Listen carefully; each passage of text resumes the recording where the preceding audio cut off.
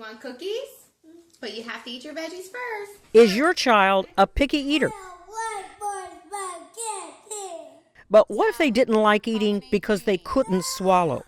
Thousands of children are living with something called eosinophilic esophagitis, or EoE.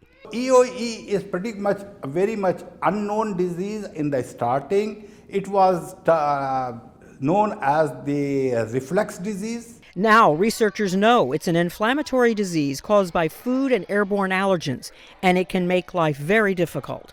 They are living their life very sick. A lot of parents still don't understand. The allergens cause the esophagus to shorten and the walls to thicken, causing food to get stuck in the throat. Researchers at Tulane University found this reaction involves a protein called IL-18 that triggers the release of cells that damage the esophagus. Their study found a way to stop the cell's release and prevented the development of EoE. The study showed that when treating the disease in mice, they were able to put EoE into full remission.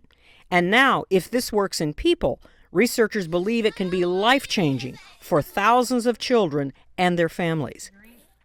I'm Marty Salt reporting.